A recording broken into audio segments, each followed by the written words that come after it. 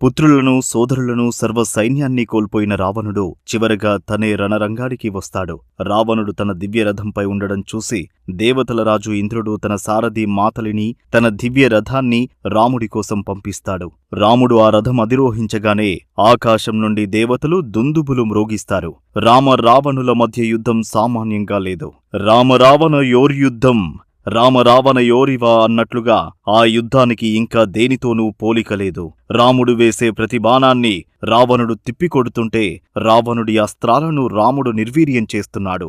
ఇద్దరి మధ్య బాణాల వర్షం కురుస్తోంది. రాముడు తన వాడికైన బాణాలతో రావణుడి 10 తలలను ఒక్కొక్కటిగా తెగ నరుకుతాడు. కాని విచిత్రమేమిటంటే ఒక తల తెగిపడగానే వెంటనే మరో తల మొలుస్తోంది. రావణుడు చనిపోవడం లేదు. రాముడు ఆశ్చర్యపోతుండగా విభీషణుడు రహస్యాన్ని చెబుతాడు. రావణుడి నాభి అంటే బొడ్డులో అమృత కలసముంది. అది ఉన్నంతవరకు రావణుడు చావడు అని వివరిస్తాడు.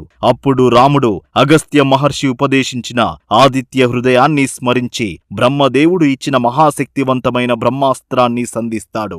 ఆ బాణం మెరుపు వేగంతో వెళ్లి రావణుడి నాభిని చీల్చి అతని ప్రాణాలను హరిస్తుంది. 10 తలల రావణుడు పర్వతం కూలినట్లుగా నేలకూలుతాడు. లంకలో రాక్షస పాలనాంతమై ధర్మం విజయం సాధిస్తుంది. రావణుడు పడిపోగానే ఆకాశం నుండి పూలవాన కురుస్తుంది. వానర సైన్యం ఆనందంతో గంతులు వేస్తుంది. కాని రాముడు వెంటనే సీతమ్మ దగ్గరకు వెళ్లడు. విభీషణుడికి పట్టాభిషేకం చేయమని లక్ష్మణుడిని పంపిస్తాడు. సీతమ్మను రాముడు ఎలా కలుసుకుంటాడు? అగ్ని పరీక్ష ఎందుకు జరిగింది? సీతారాముల కలయిక ఎలా సాగింది?